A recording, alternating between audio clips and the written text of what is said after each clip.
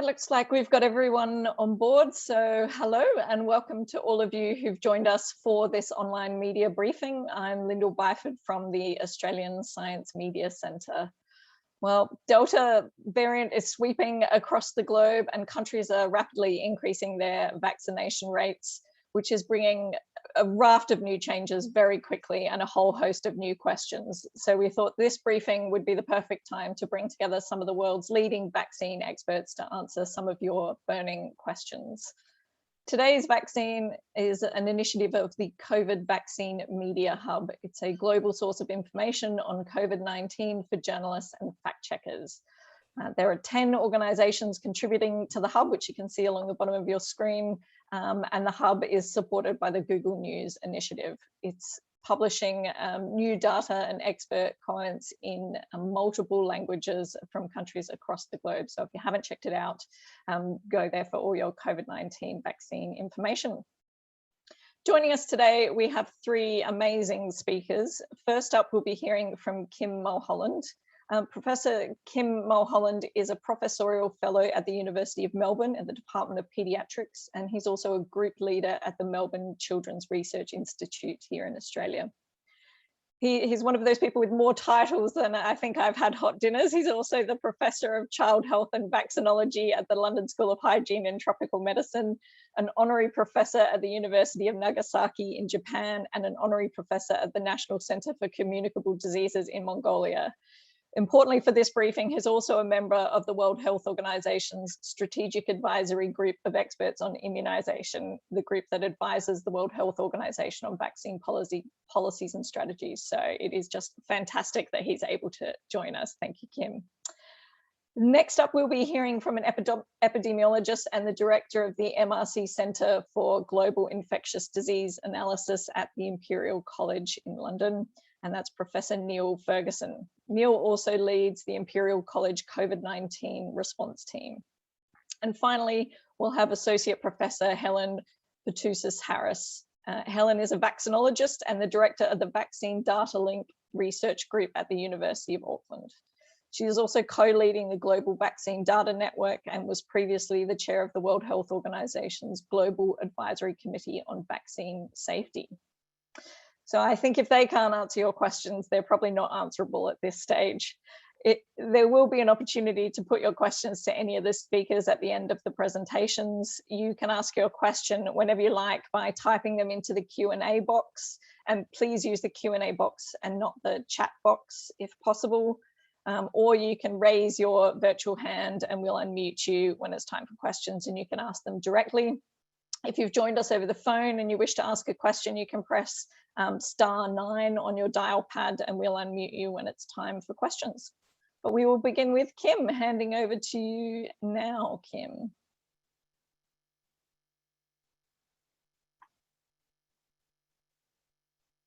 Oh, Kim, you're muted.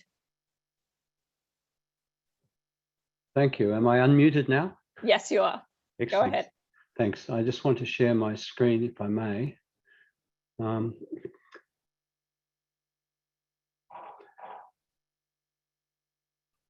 Now, Linda, are you seeing the correct screen now? Yes, we are. Perfect. Okay.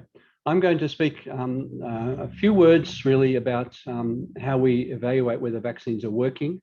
I'm going to say a few words also about Israel, maybe more than a few, and then finally a little bit about the variants. But I suspect that many people in the audience are very familiar with these things, so some of those I will run through fairly quickly. I don't want to take too much time. Firstly, though, how do we ever know that vaccines are working? Well, there are basically only two ways that we know. We either measure the efficacy or we measure the effectiveness, and the efficacy is in the context of a randomized controlled trial. When we control a population of people, half of them are randomly assigned to receive the vaccine and the other half not. The best trials are done when they're blinded, and so there is a placebo, and people who are vaccinated and the ones who are looking for the disease in question do not know which ones have been vaccinated and which ones have not. A randomized controlled trial, so-called gold standard, but as you'll see, it's not always gold. The second is various types of post-introduction evaluation. I'm not going to go into detail, but these measure effectiveness in the real world.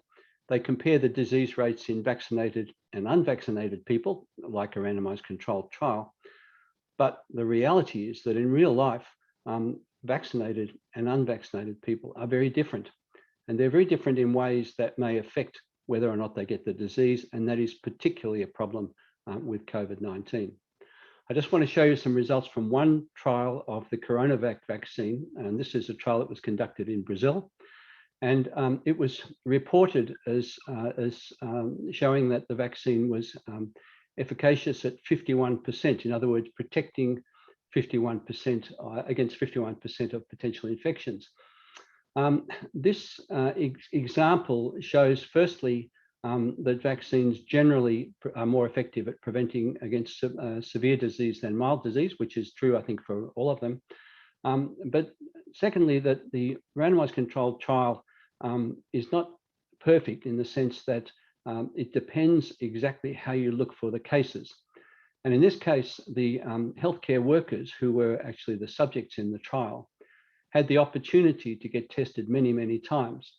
And so there was a very large number of tests done, and a large number of cases were identified that were classified as very mild. Probably most of them had few or no symptoms. And amongst that group, 138 were in the controls and 80 in the vaccinated group, giving efficacy of 42%. Not very good. In the mild to moderate group, the numbers were 20 and 5, much lower numbers, and about 75% efficacy, and then 10-0 amongst for the severe cases. Now, overall, that comes to 51%. But if you only look at the bottom two rows, then you come to a figure of 82%, which was what was originally the reported result of this trial, which was then downgraded to 51%.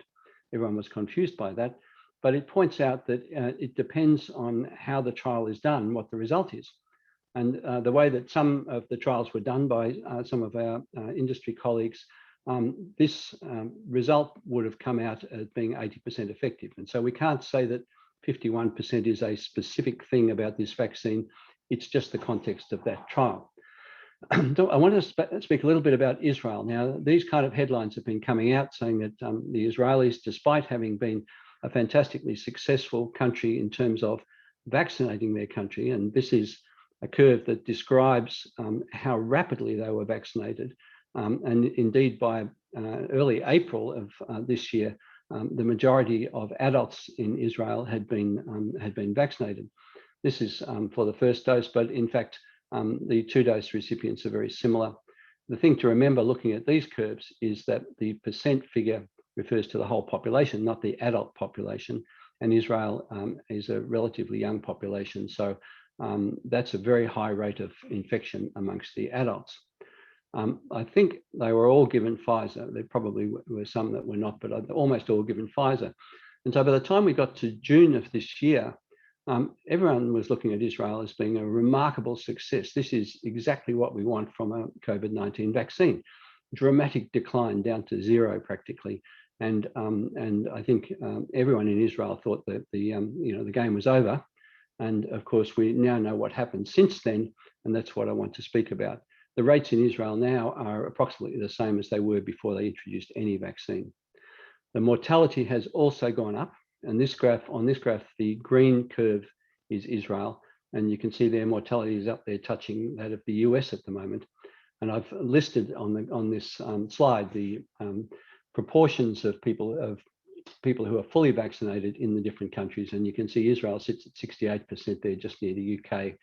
USA somewhat lower than that, and Australia and Palestinian territories 9%.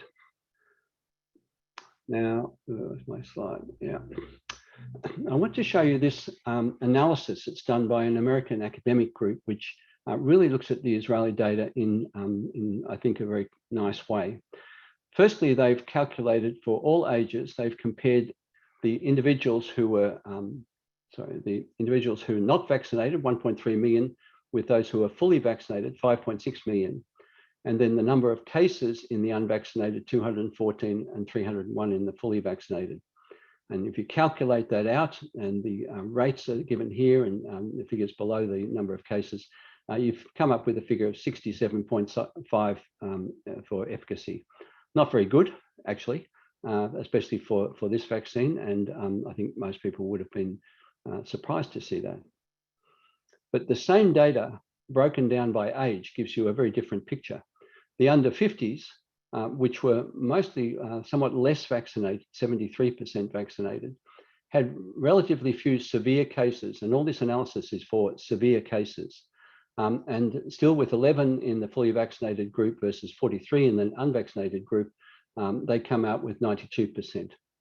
The over 50s, which had, of course, much more severe cases, were much more highly vaccinated, over 90% vaccinated. And in that group, you calculate it out, and they're 85% effective. So the man in the street is not going to understand this, because if you say to him, oh, well, the vaccine was 85% effective for over 50s and 92% effective for under 50s, but overall it's only 67% effective, that don't make sense. But the reason that this happens, this is a statistical aberration, and the reason is basically because in the under 50s, you have a lot of unvaccinated people and relatively few cases. And in the over 50s, you have a higher level of vaccination and a lot of severe cases.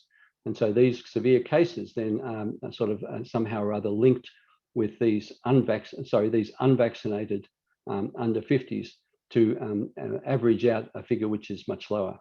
It's just an aberration of the statistics, but it tells you that for this type of analysis that stratification is very important. And if you go further and vaccinate and stratify by 10-year age groups, you can see on the right-hand side there that the efficacy against severe disease is generally pretty consistent across the age groups and is pretty good. So that's not really the explanation for everything that's been seen in Israel. My conclusions about Israel are that it's partly the Delta, which I'll come to. It's partly a premature relaxation of restrictions, which clearly happened in Israel. And there is some evidence of declining Pfizer vaccine effectiveness with time against infection, not necessarily against severe disease. I believe this picture is still consistent with good efficacy against severe disease.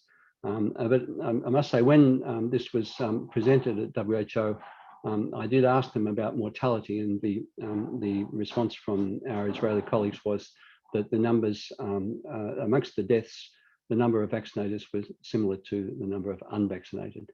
And that probably is consistent with what we've seen. This has just come out as a paper from the staff of Pfizer. And interestingly, they've followed up their phase 3 trial, which had 46,000 people in it. About half of those were not available for follow-up because they were unblinded, as it were. But they found that the overall effectiveness against any COVID-19 declined after 4 months to 84%. But they say that the severe COVID efficacy was maintained at 97%, although when you look at the paper, the numbers are relatively small. So I'm not sure how to interpret that, but it looks like they're sort of making the case that there may be a need for a booster here. A couple of words then about variants. Viruses are changing all the time. For people who are not familiar with that area, viruses are all susceptible to mutation to a variable degree. There are many variants, but the WHO has classified variants of concern by four criteria. Either they are more infectious, or they cause more severe disease, or they resist vaccine immunity, or they resist natural immunity. And of course, they could do more, each one could do more of those.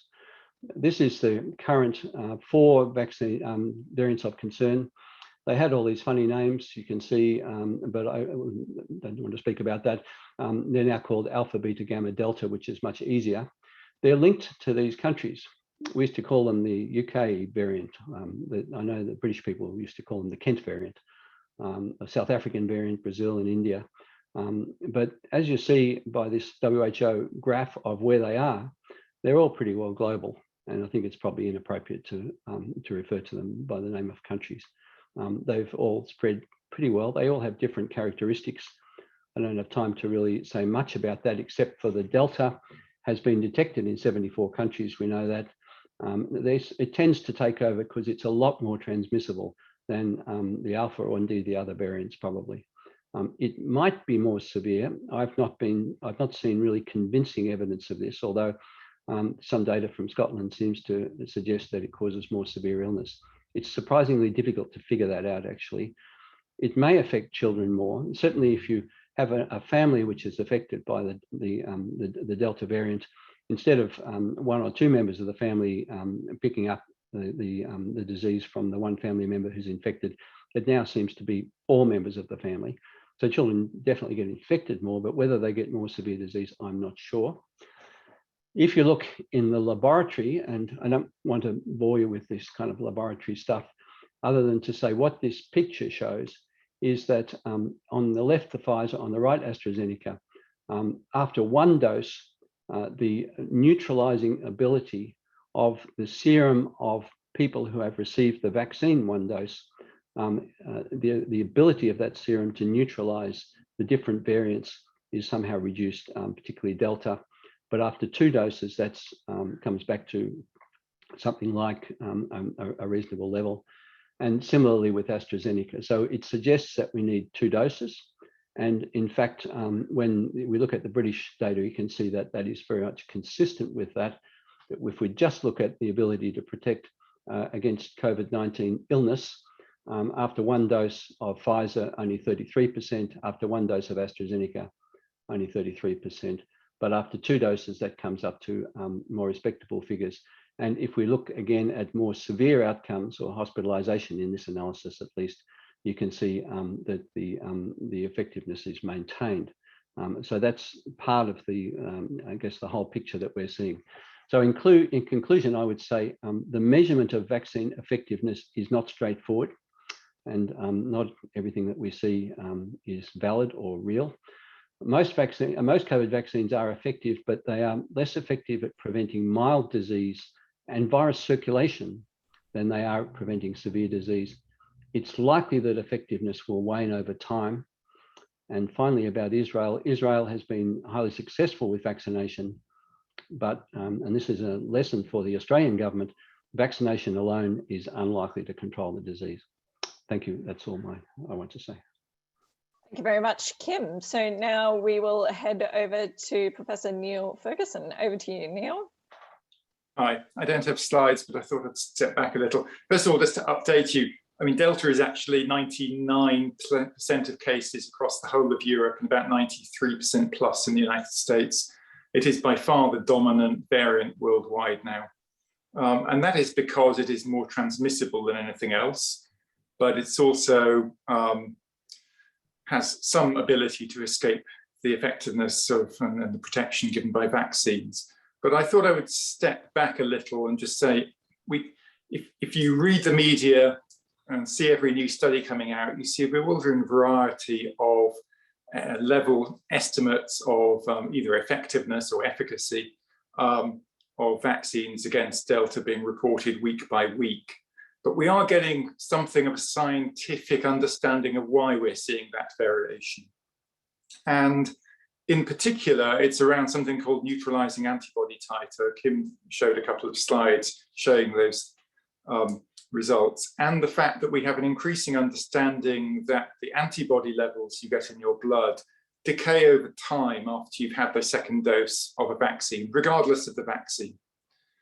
And so the differences between vaccines and between studies of the same vaccine, to a large extent, may well be explainable by how long ago the people you're studying in a particular research context got their second dose. And we're seeing that quite nice data coming through from a number of studies in the United States, United Kingdom, showing how immunity generated by vaccines wanes over time, mostly now in the context of Delta. There was a nice study published in the UK by Office of National Statistics, which showed that 3 months after the second dose, protection against symptomatic disease with Delta probably was down at about the 80–85% level, and this is for Pfizer vaccine, considerably lower for AstraZeneca, probably a little bit higher for Moderna. And the vaccines seem to differ just because of quite how high they bring up antibodies after their second dose, rather than there being fundamental differences between the vaccines and how they act. It's just more how far down in terms of the antibody curve you've got after the second dose. And then they seem to decay at rather similar rates. And that's why perhaps, in a study in Israel, for instance, one of the first countries to vaccinate their population, when they looked at effectiveness against Delta, they were reporting against just symptomatic disease levels of efficacy of about 60%, and that's considerably lower than the sort of values of the order of 80% being reported in the UK and other studies.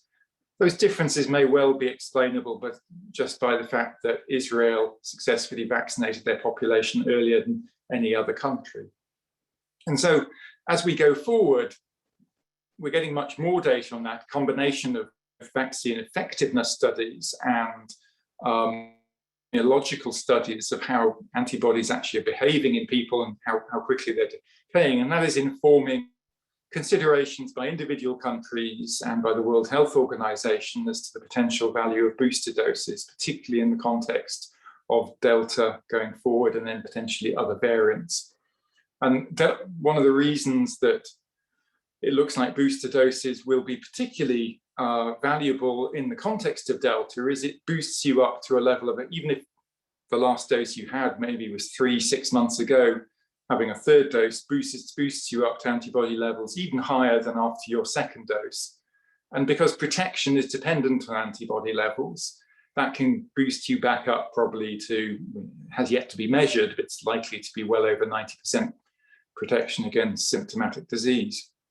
The last thing I'd comment is just the differences, and Kim referred to this, between different types of protection. If we're interested in transmission, of course, we'd like vaccines to protect against infection. But we know, particularly in the context of Delta, that all the vaccines have, even 2 weeks after the second dose, have imperfect protection against infection, perhaps no more than 50-60% for Moderna. Then you have protection against symptomatic disease, mild symptomatic disease, which is a little bit higher, maybe 60, 70, 80% 2 weeks after the second dose, depending on the vaccine against Delta. But fortunately, the threshold of antibodies required for protection against severe disease, against hospitalization and death, appears to be rather lower. And so nearly all the vaccines which have been studied, certainly of the Moderna, Pfizer, and even AstraZeneca vaccines looking against Delta, protection against severe disease, even several months after the second dose, still seems to be holding up quite well. It's certainly above 85% or so against hospitalization. Whether, of course, that decays faster in future, it's just following similar trajectory to protection against mild disease, but is lagged, we don't know. That's being looked at carefully right now. And so I think I'll stop at that point and give some time for questions. Thank you. Thank you very much, Neil. So now we have our final speaker. Over to you, Helen. Thank you so much. I shall just fiddle with this, and I have some pictures to show you. You can let me know if that looks like, oops, it doesn't look like where I'm meant to be. I trust this is working. Yes, we can see them. Good. Okay.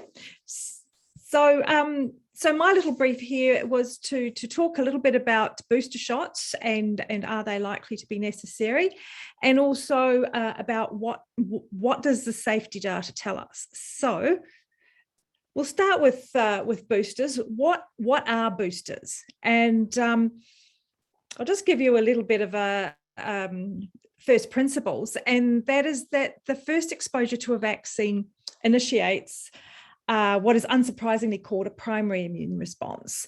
And over time, your response matures, and even when your antibody levels decline, like in this very nice little stylized picture, over time, you can see there in the wavy red line that your antibodies decline over time, as you've been hearing about already.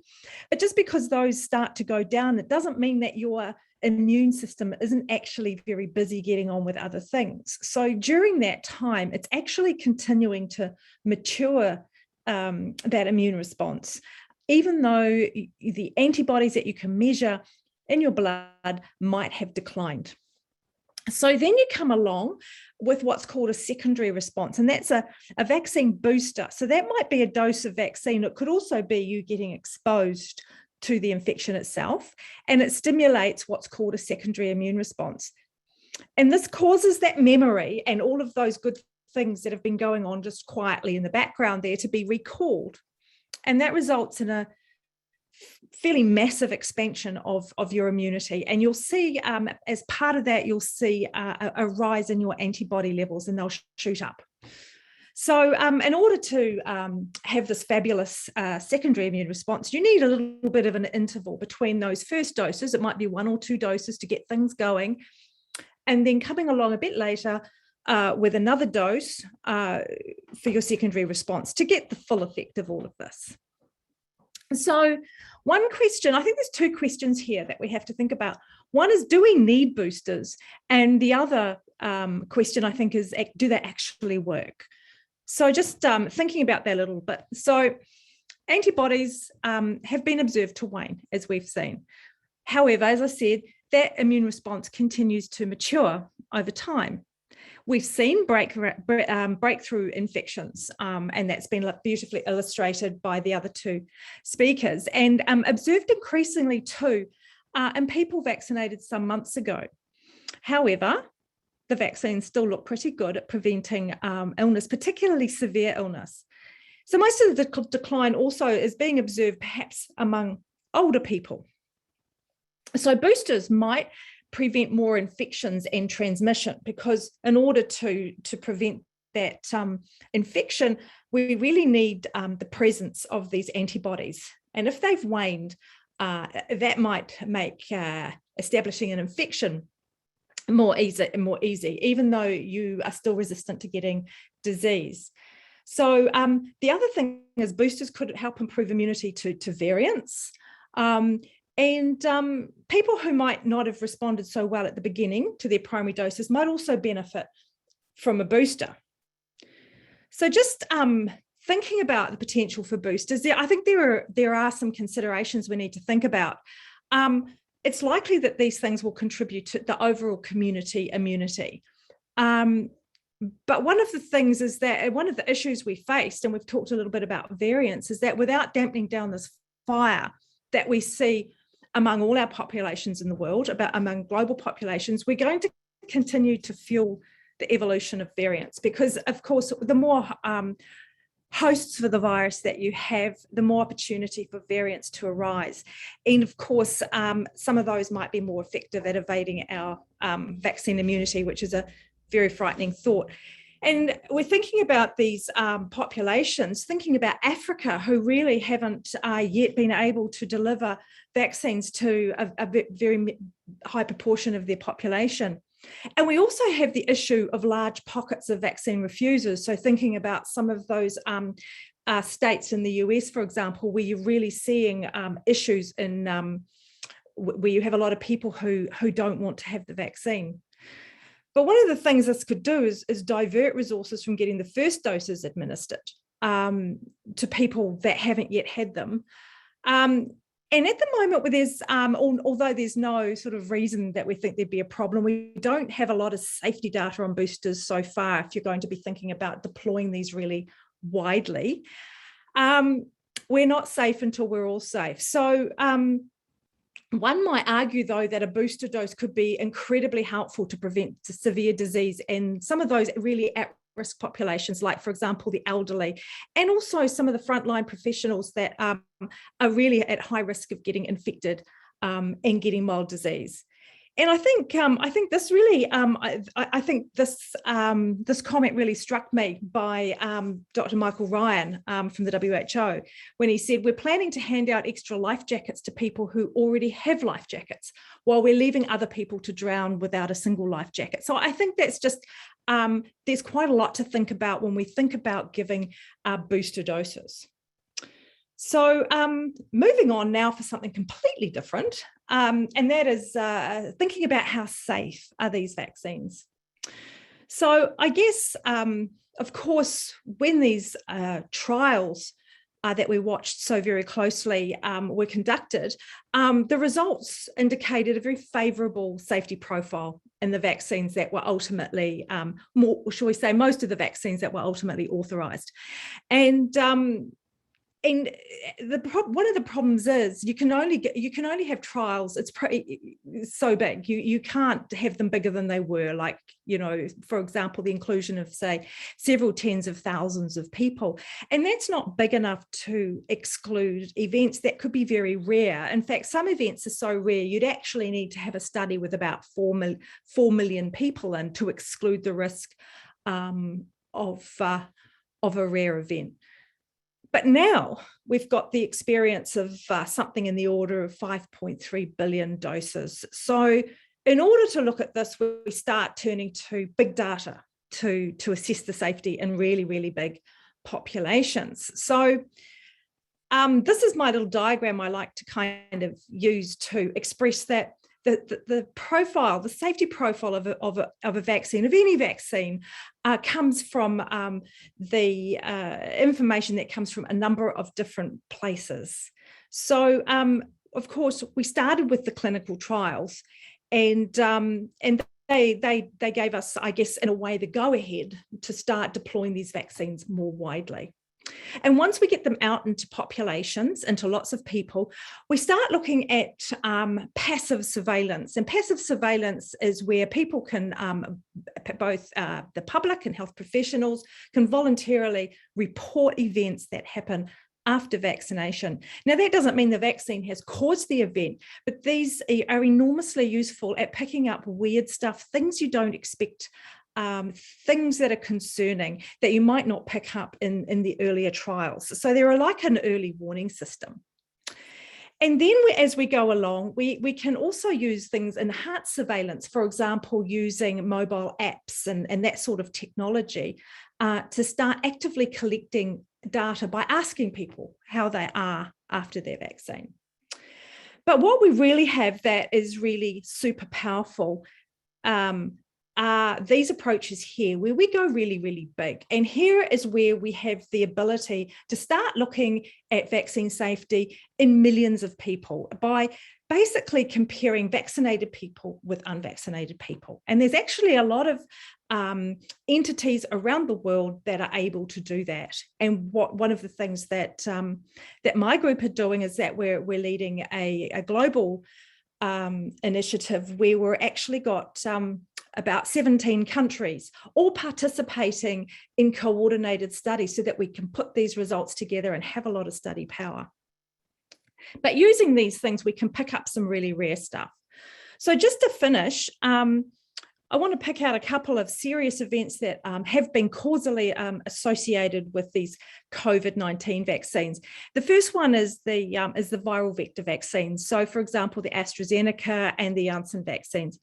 And this is the issue of blood clots, or what's called thrombosis with thrombocytopenia syndrome, TTS. And it's really quite weird because people are presenting with not just a blood clot, but also bleeding at the same time. And so it's quite a distinct syndrome. The other thing that we've seen a warning for is Guillain-Barré syndrome, which is a form of paralysis. So that's something that's being followed up at the moment. And that is looks particularly rare.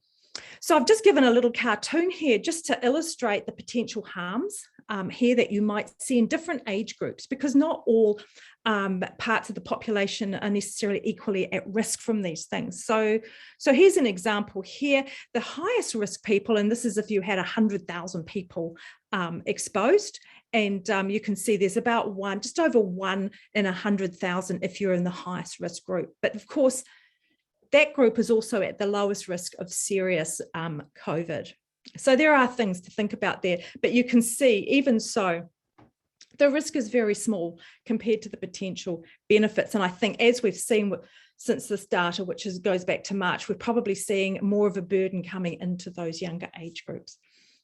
And the other is the mRNA vaccines. And this is where we've seen the appearance of myocarditis and pericarditis. So what this cartoon down here shows you is that I think that most of the burden is appearing in young males. You can see here, the risk here with these red lines here is much higher in that group. And we don't see it so much in females. But what you can see, I think, very clearly is that the risks from the disease, when there is COVID around, far outweigh the risks of the vaccine. And this is per million, not like the other on the other side, it's per 100,000. This is per million. So it is actually a very rare event. And myocarditis occurs with the infection itself and is a lot more severe. So most of the people getting it after the vaccine have generally mild myocarditis, and the average stay in hospital is about 2 days. So I'll leave it there. That's my couple of examples of vaccine safety.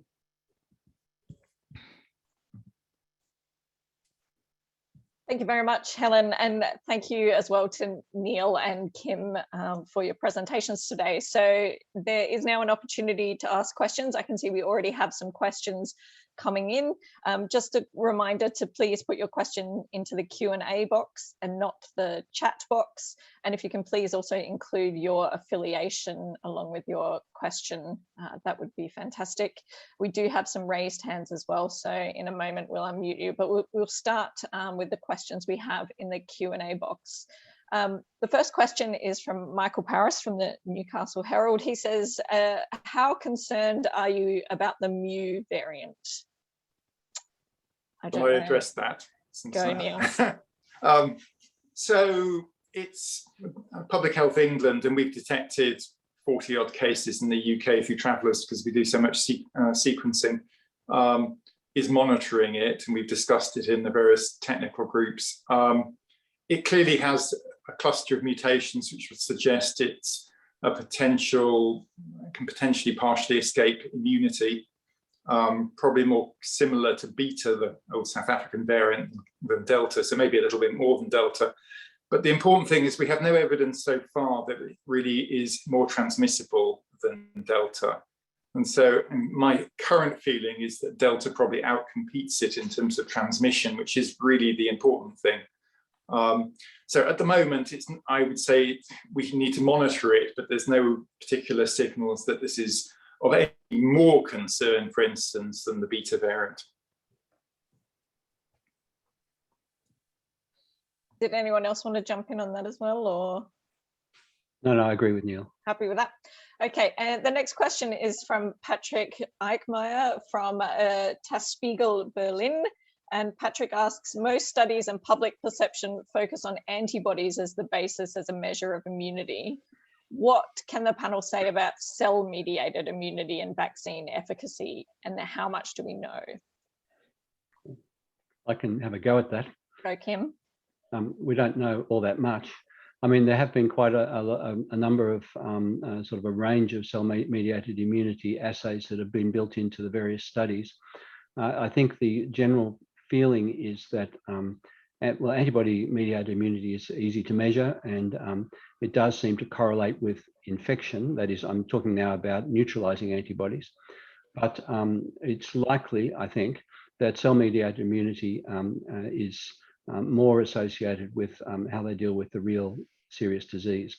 And so it is interesting that the number of epitopes that are associated with cell-mediated immunity seems to be greater, and it does seem that this idea of the virus evading vaccine-mediated immunity, which we've seen with the Beta variant particularly, is less of an issue as far as CMI is concerned. So that's not very much, but I think it's probably more important than we are currently thinking. Fabulous. So the next question is from Dennis Normill from Science. Excuse my dog's barking in the background. I believe most experts are now thinking we'll have to live with COVID-19 for the long term. So we're having to think about balancing that health burden of COVID against a return to normalcy. So he wants to know, what does that balancing act look like?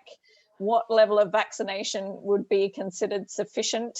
And what scientific indicators should societies be considering? And that's certainly something we have been dealing with in the UK the whole of this year, as the UK has successfully rolled out, to high levels of coverage in adults vaccination. It has gradually released social distancing measures, what's called our roadmap out of lockdown. And there's been a lot of political controversy about whether we've been going too quickly or too slowly. That process is not yet over. We have now no real significant controls in place. Case numbers are high, but relatively flat, but we're worried about schools reopening next week and the effect that will have on transmission. So we are basically collecting more data all the time, and the situation is made a lot more difficult with Delta, it has to be said. We expect to see quite a significant surge in cases, to some extent in hospitalizations, but whether that's going to be require any rolling back of the relaxation of restrictions is too early to say. It really depends on the level of healthcare demand. We do know that with the levels of vaccine coverage we have in the most vulnerable groups, which is over 85% really in the oldest age groups, maybe over 90%, we have dramatically changed the equation in terms of the risk of death posed by COVID. But even 5–10% of people unvaccinated, if they all get COVID in a very short period of time, first of all, it still generates a large healthcare burden and a large number of deaths, but it could also be, quite a significant, have a risk of significantly overwhelming health systems, even in high-income countries such as the UK. So we are learning about this all the time, and I should say different countries almost certainly are adopting different strategies. But getting high vaccine coverage will be essential if you don't want to see an epidemic which risks overwhelming your healthcare system. Thanks, Neil. It looks like we've lost Kim temporarily. I know his internet connection was a bit shaky, so hopefully we can get him back fairly soon. So the next question I think we will go to is Frederick Yotten online. He's asking, is it possible that the longer interval between 2 shots in the UK is responsible for there being fewer breakthrough infections in the UK compared to Israel? So the data is still really quite grey on the effect of the longer gap between shots. There's a little bit of data indicating that the second shot then achieves slightly higher antibody levels, but I think the biggest effect of that delay is that in the UK at the moment, people have had less time pass since that second shot than they have in Israel. And so it's more the waning of immunity after the second shot, which is perhaps playing a role here. As I talked about just my introductory remarks, we do know that vaccine-induced immunity wanes over time, even for the most potent vaccines, dropping from, for instance, like Pfizer, from 90% plus protection 2 weeks after your second dose against symptomatic disease, probably even with Delta, but of that order, down to something more like 80% or less after 3 months. And so that waning is probably the most important factor in why, of course, countries are considering booster programs. Thank you. It looks like we've got Kim back, which is fantastic. Thank you for coming back in, Kim. We might go to some of our people with their hand up now. So the first hand up I have is Natalie Grover. So Natalie, we'll just unmute you now if you want to ask your question. Hi, everybody. Thanks so much for doing this. I wanted to pick up on something you mentioned, Professor Helen, and I think one of the early questions as well. Do we know at the moment what levels of antibodies are needed in order to limit or reduce the ability to get infected?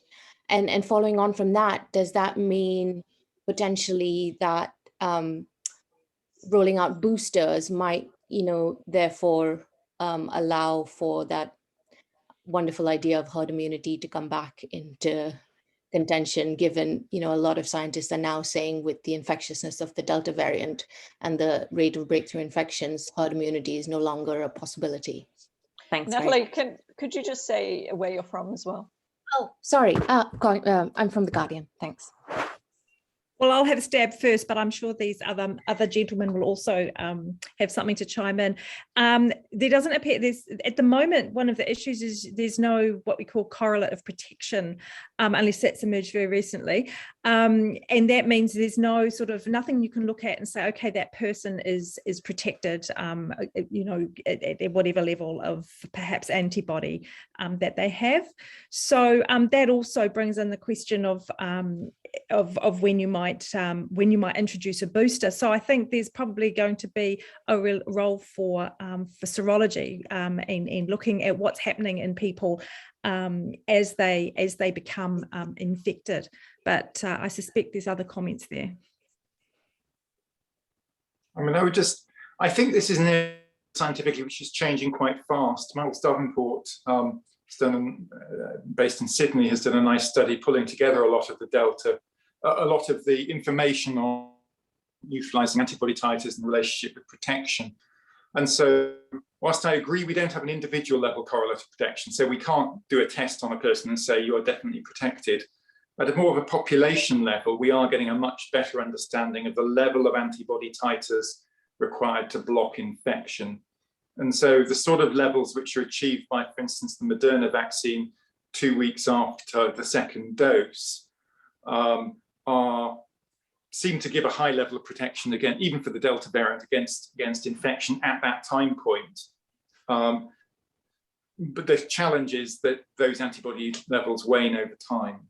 They wane exponentially over time, so exponentially fast. And so we have, whilst we don't fully understand the thresholds of antibodies that are required for protection against infection, against mild disease, against severe disease, we are getting something of a clearer picture.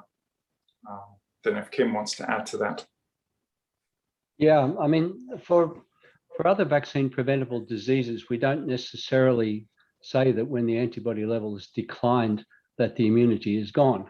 In other words, there's more to immunity than just antibody level, and there's sometimes a lot of the literature on it at the moment is maybe not very clear in that respect.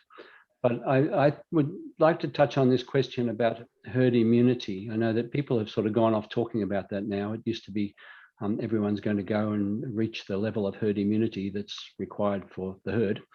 I think that if we want to think about herd immunity now, we should look at India. And India is a very interesting example. As you know, they were in deep trouble a few months ago. It seemed like the Delta variant was sweeping through the country at an alarming rate. There was a huge mortality and a huge number of cases. And what's happening in India now is that the majority of the states of India have now had a decline down to really quite low levels of disease and death. But two of the states, interestingly, Kerala in the south and Mizoram in the north, have continuing high rates of disease. The Indians have done a seroprevalence survey and have been doing this throughout, actually, looking at the rates of seroprevalence, in other words, exposure to the virus in different communities around the country. And it's now the case that in most of the states, 70%, in some cases over 80% of people have evidence of having been exposed to the virus, and then an additional number has been vaccinated, although the vaccination is not that high. And whatever that combination is achieving what looks like herd immunity for many of the Indian cities. Interestingly, Kerala has the lowest seroprevalence, and yet that's perhaps the reason why they're currently suffering from the highest rate of disease. So I think we do need to keep an eye on this. It's not quite as simple as it was originally sort of said, and it's been made more complicated by Delta. But I actually think that this is probably what the end game looks like, to be honest. I'll just add something to that, that a couple of recent studies which have shown that the protection afforded by natural infection, particularly if you get infected with Delta, is actually considerably higher than the protection afforded by the vaccines, which may partly explain the data that Kim was talking about. They had an enormous Delta epidemic across the country, and the highest protection of all is obtained by being naturally infected and then getting 2 vaccine shots. And the Office of National Statistics study in the UK demonstrated that quite nicely in a population cohort. Well, the Indian authorities are now really looking at their national immunisation in that light. I think they're really thinking that the natural immunity followed by a single booster is going to be adequate. So there's quite a bit of work going on in that area in India at the moment. That leads nicely to the next question from Andrew Gallander. He's saying there's plenty of studies about the benefit of vaccination and the risk versus the benefit. But what are the studies out there assessing the benefit versus the risk of infection, particularly around this question of natural immunity being superior to vaccination? Slightly odd question. I would say that given the first infection with COVID is the thing which poses the most risk of severe disease and illness, I'm not sure what you're protecting against. I mean, you're protecting to some extent against a second infection, but all our knowledge of coronaviruses and indeed of COVID would suggest that breakthrough second infections after a first infection are very mild. So I'm not sure if the question really makes sense. No worries. Can I comment Yes. on that? It ties in with the question about children, which you probably answered when I lost my internet. But it is a sort of part of the way of thinking. Some people think that all children can handle the virus, so it's no problem. But there's a bit of an unknown there still, I think, and that is what are the potential long-term consequences of children being infected. And there have been some reports that this is significant, although I don't think that they're convincing, to be honest. But I think it's a really important aspect to try and understand that. And for young adults, you might think that they're sort of bulletproof and may as well go and get it. Well, there's plenty of young adults who are now chronically unwell as a result of having got it. Thank you, Kim. We'll go to another hand up. The next one I can see is Denise Roland. Hello there, Denise Roland from the Wall Street Journal. So my question is around these declining antibody levels. I mean, it sounds like waning effectiveness against infection, at least, is pretty textbook, you know, as these circulating antibody levels decline. And I'm just curious about, you know, has this been observed in other vaccines like prior to the pandemic? You know, is this just how vaccination works? And then I guess by, you know, extension, if we are to give boosters, it's more about clamping down on transmission because we're in a pandemic situation than it is about necessarily individual level protection, because, you know, we do seem to still have this protection from severe disease, which is what most vaccines do. Shall I Good say question. that one? Oh, Yeah, sorry. go ahead. Go ahead. No, you're absolutely right, and this is observed, I think it really shows its face when you've got infections that move very, very quickly. An example of that is the dreaded meningococcal disease, which is a disease that, you know, can kill someone in 24 hours. And if you don't have ready-to-roll antibody circulating, even if you've got an incredible immune memory, long-term memory that just needs a wee boost, you know, you could be at risk from that disease. And I think perhaps, you know, we're seeing how fast Delta can infect and move. And so if you've got those declining antibodies, you know, you can see perhaps people becoming more at risk of infection, while after a few days that immune memory is likely kicking in. So I think there's lots of examples of that where just things move so fast, whereas a slower moving infection can depend, you know, you can rely on that long-term memory. You don't need lots of antibody flying around. You'll deal with it in plenty of time. Yeah, Sorry. I mean, I would agree with that entirely. I don't think you can generalize between different viruses, because exactly as just explained, I think the speed of pathogenesis rather determines how important it is to have high antibodies actually in the bloodstream as compared to the B-cell memory pool. And what we know about natural immunity to coronaviruses, I mean, human endemic coronaviruses, which existed before COVID, is that people get infected about every couple of years with them, probably associated again with declining antibody levels.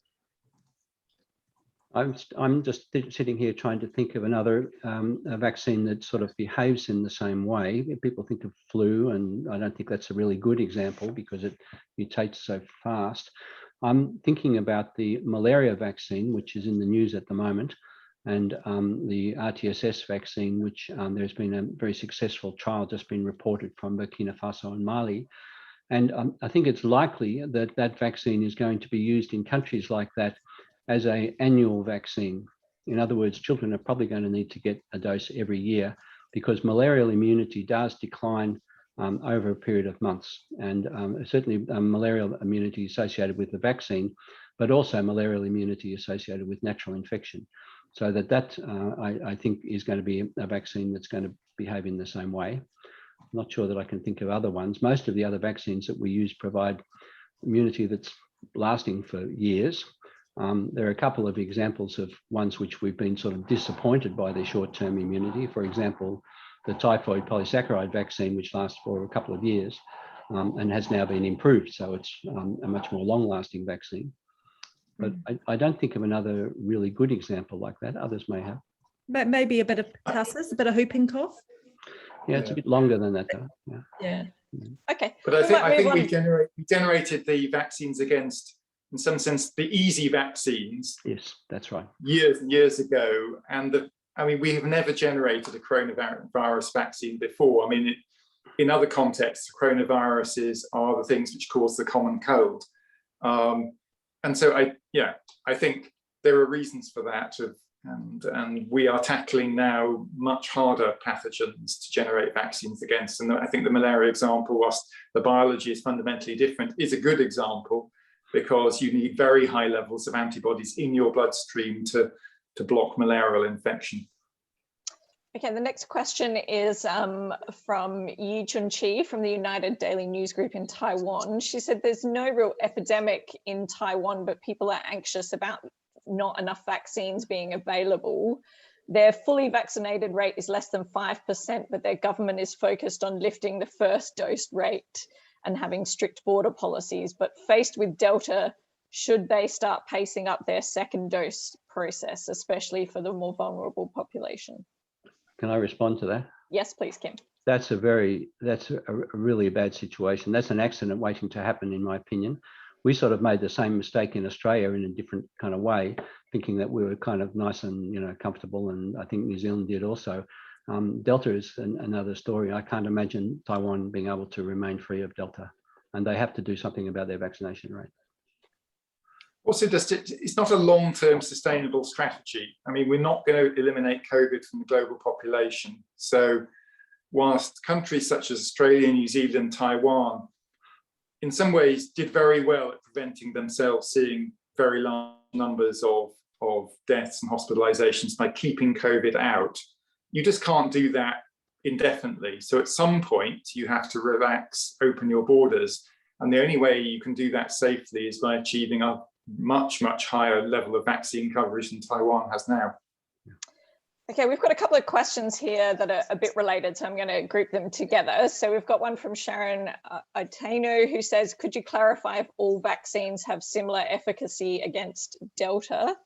And the other one is from Natalie Croxon from the Illawarra Mercury, who says she's seen reports from studies showing AstraZeneca vaccine is as effective and possibly more effective than Pfizer. And is there any truth to this? So perhaps you can address that. I mean, there are some differences. There's been a nice study published in the United States, which also looks at antibody titer as well, which showed Moderna, against Delta Moderna had a slight benefit over Pfizer in terms of level of protection, sustained itself for somewhat longer. And the Johnson & Johnson vaccine in the States, which is another vectored vaccine, a little bit like the AstraZeneca vaccine, had lower efficacy than Pfizer. And that's what we would expect both from the primary clinical trial results against the wild type strain then and against the immunological data in terms of the antibody level levels achieved after the second dose. So I think there are differences between the vaccines and antibody levels. Importantly, for all of those 3 vaccines and the AstraZeneca vaccine, we actually think the level of sustained protection against severe disease, though, even against Delta, is quite high. Certainly against death and admission to ICU, probably well in excess still of 90%. So whether that wanes over time, we have yet to see. The one type of vaccine which has not really, as far as I'm aware, been properly evaluated against Delta and perhaps the other variants is the inactivated virus vaccines from Coronavac and Sinovac and Sinopharm and Variance now actually. And I think that that's a real problem because those vaccines are very widely used in many countries. In many countries, especially in Africa, that's really their only opportunity. The Variance vaccine, which is an inactivated vaccine, but it's a little bit more sophisticated, has a modern adjuvant, which perhaps helps, and certainly in a trial in India, which has not been properly reported, only in the press, it seems to have provided quite good protection in the presence of Delta. Thank you, Kim. We're going to go to another hand up now. This one has come in as Chinese characters, but we've done a quick check. I think it is Min Jing Hong. Is that correct? We're going to unmute you now. If you could ask your question. Go ahead. Oh, there we are. Hello, did you have a question? Nope. Okay. We'll go to Naomi Grimley. Naomi, did you want to ask your question? And could you also state what your organization? Naomi? Yes, hello, I'm from the BBC in London. I'd just like to press Professor Ferguson a bit more on the UK state of affairs at the moment, because we do have very high cases. Does he think that, you know, come November, if we can't get those down, we may well have to look at reintroducing restrictions? And what form would that take? Would it be more local lockdowns rather than national ones? Would it be closing indoor eating? What do the sort of more sophisticated form of restrictions post-vaccine look like? I'm not going to get drawn on. I think it's too early to say whether restrictions will be needed, never mind what form they will take. The thing we really can't predict at the moment, we certainly expect from what's going on in Scotland to see case numbers surge. But what we really can't predict is how long that will go on for. Obviously, the relationship between case numbers and hospitalizations has changed now fundamentally because of vaccination. So we can cope with much higher numbers of cases per day and still maintain hospitalizations at, well, the government would say acceptable levels, and deaths would be even lower.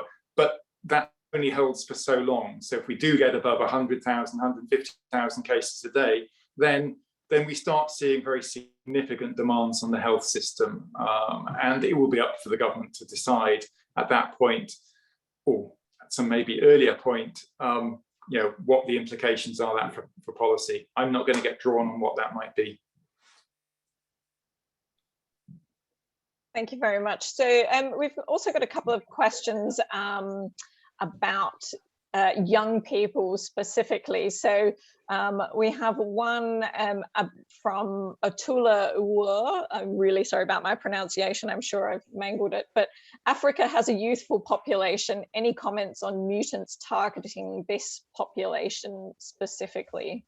And then we also have a few about vaccines in under sort of 14s as well. So, but we'll start with that one. I can perhaps comment on Africa. It's been very interesting. Many African countries have, of course, been affected, and I think many of them have surprised us by the relatively the less severe nature of that impact.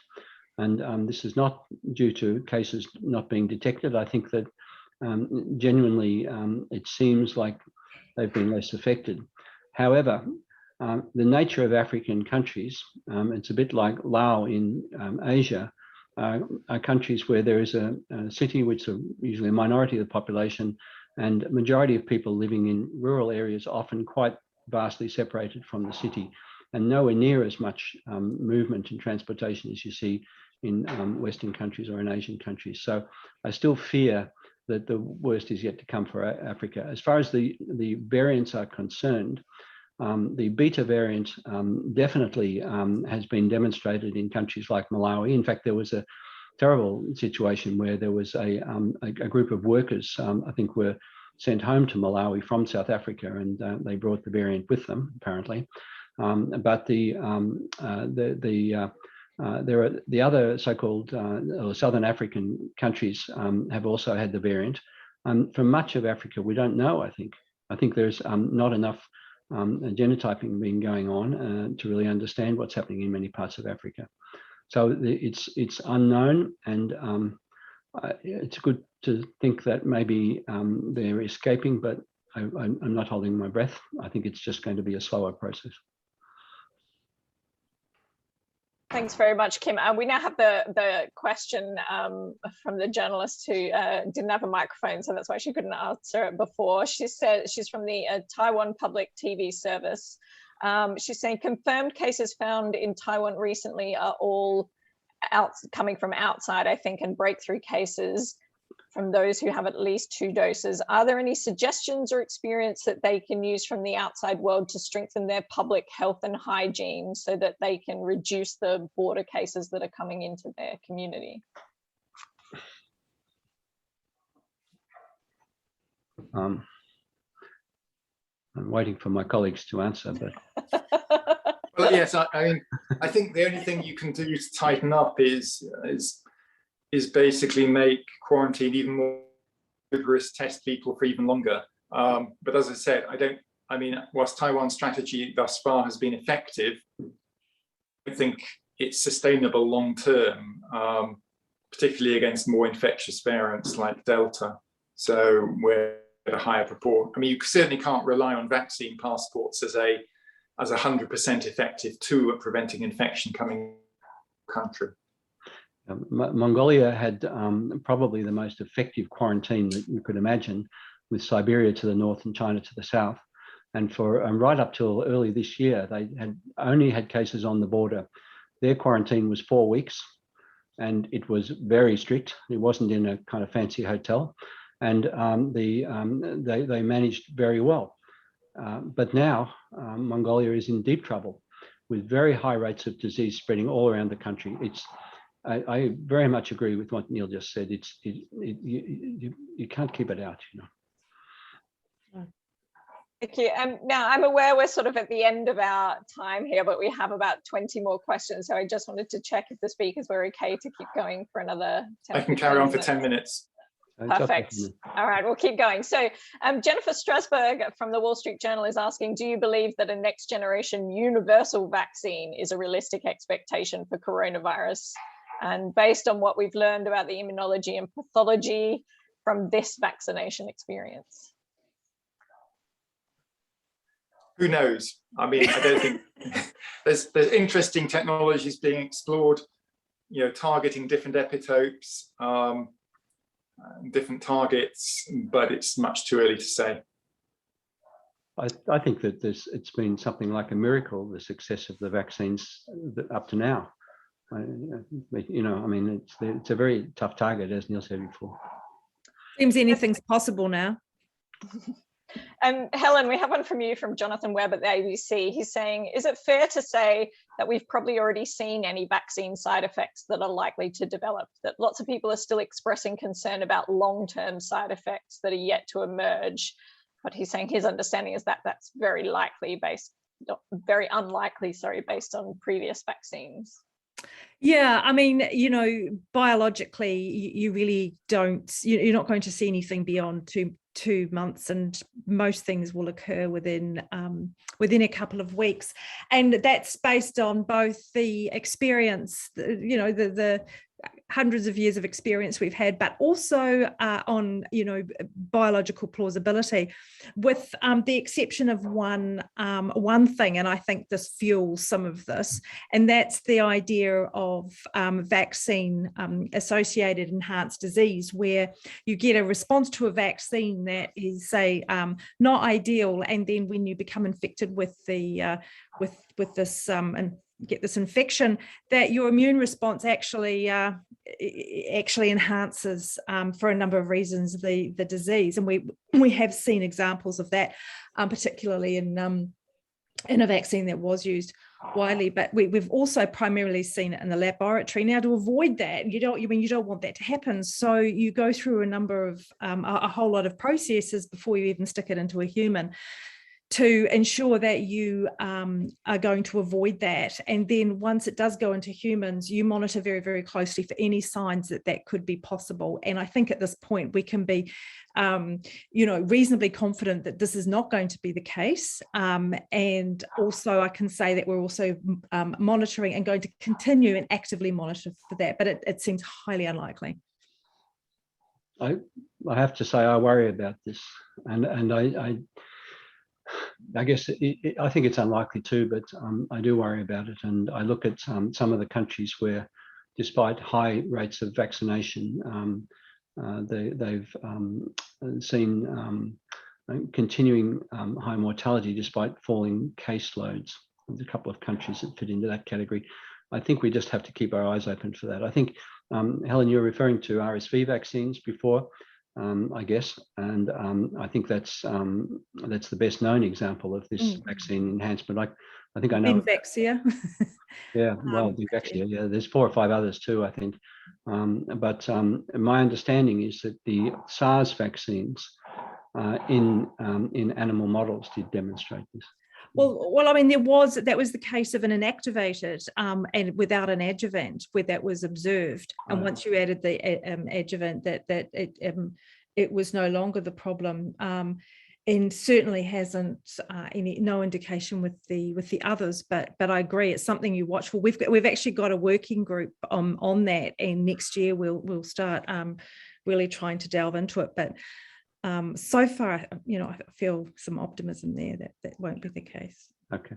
We have quite a few questions now about the safety of the vaccinations in kids below, the age of 12. I think most of the data is down to. So this question is from Martina Marks. She's saying, what percentage of dosage do you think would be used for younger children? Would they be getting a half dose of the adults or the full dose?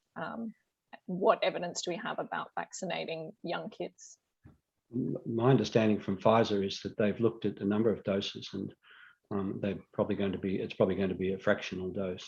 I mean, there are other vaccines where you give kids almost a full dose, but I think it's going to be a fractional dose.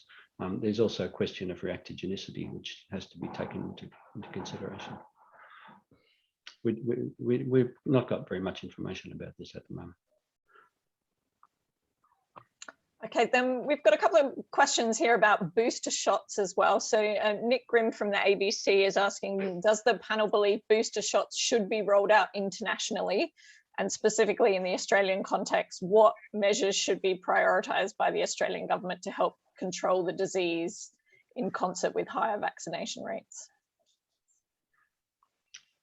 I think it's a very difficult... Go ahead. No, Neil, go ahead, please. I was going to say, it's a very difficult decision for governments and globally.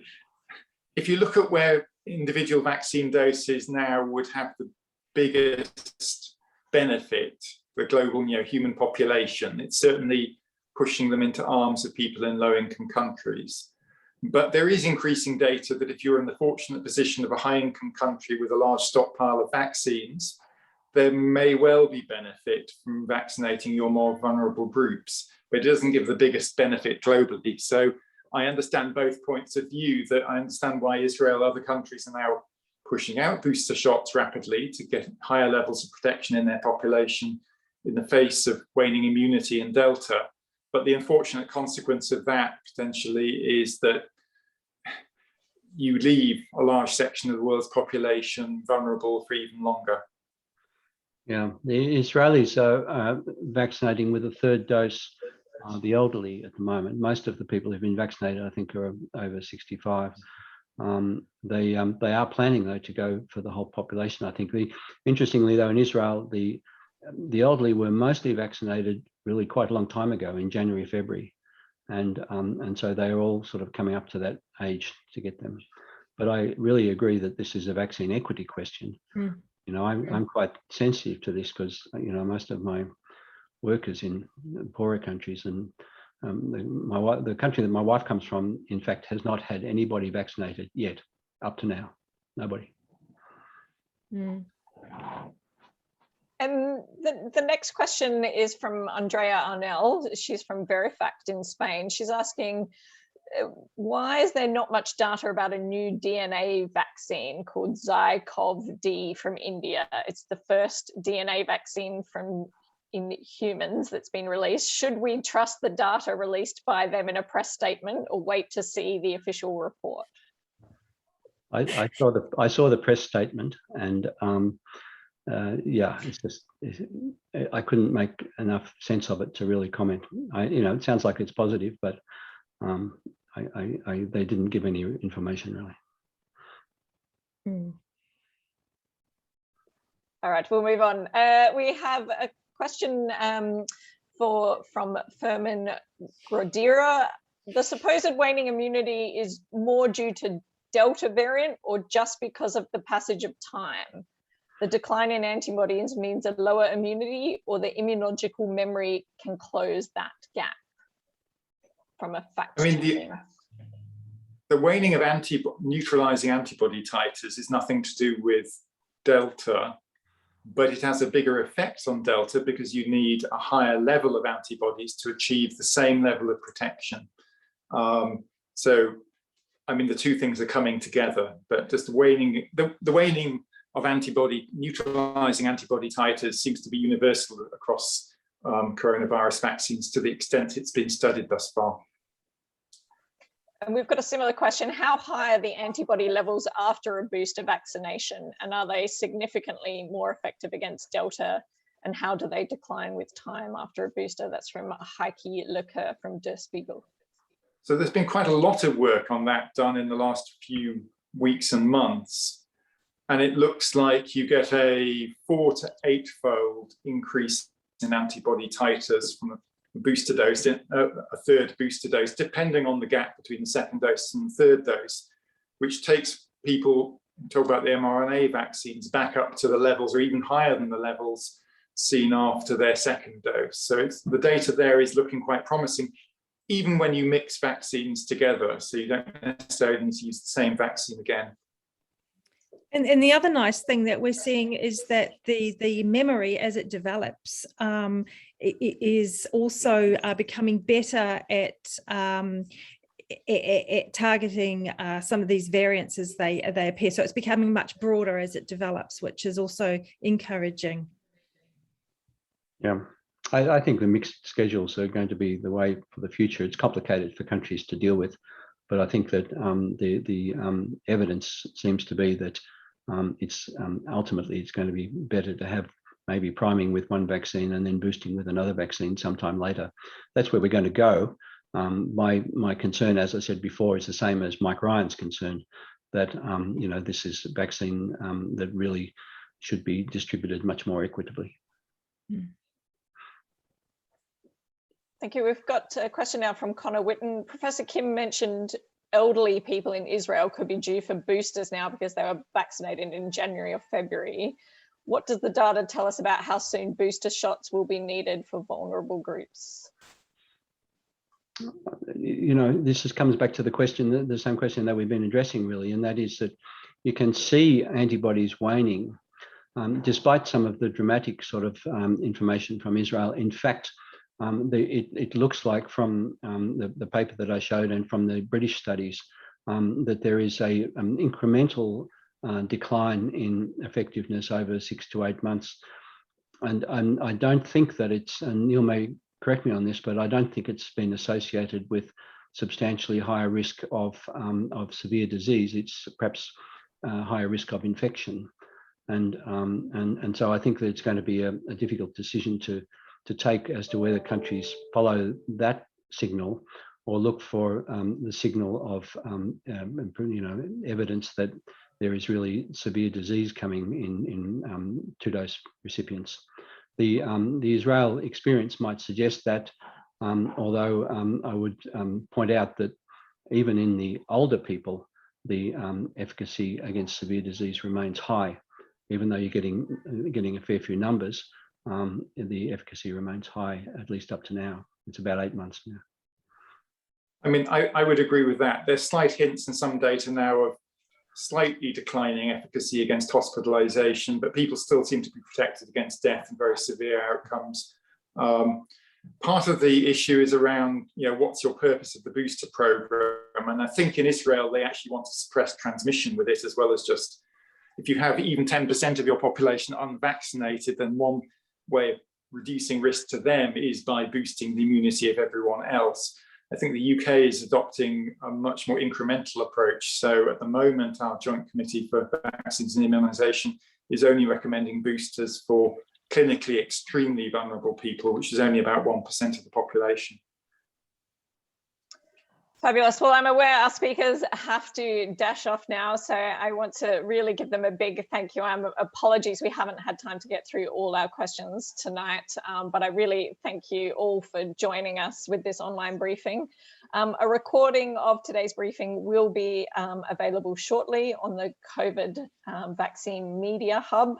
And it will also make it available on Cymex for those journalists in Australia that know Cymex. But if you're looking for the COVID Vaccine Media Hub, it's covidvaccinehub.org, and the recording will go up there.